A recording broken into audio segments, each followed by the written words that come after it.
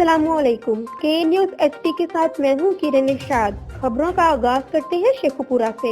शेखुपुरा थाना भिपकी के इलाका फिरोज बटुआ के करीब डाकू हलाक। एसएचओ थाना भिपकी इंस्पेक्टर आजम बसरा की के न्यूज़ से गुफ्तगू।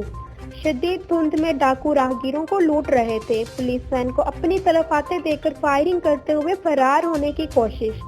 डाकुओं के अपने साथी की फायरिंग से एक डाकू हलाक, 2 फरार। पुलिस ने डेड बॉडी अपनी तहवील में लेकर कार्रवाई शुरू कर दी।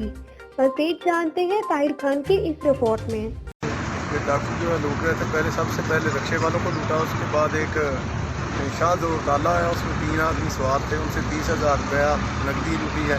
उसके बाद एक कैरी डब्बा आ गया जिसमें लेडीज़ थी और एक उनका मर्द था, बच्चा था उनके साथ। तो उन्होंने उस पर पिस्तौल जब रखा तो उन्होंने कांटे और उनकी करवाई हैं। तो पहले ने मालूम था पर कॉल की थी, पुलिस पहले गश्त पर थी मेन रोड पर।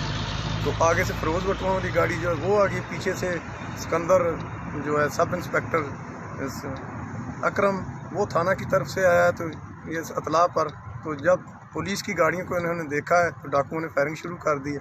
तो इनके अपने एक साथी की फायरिंग से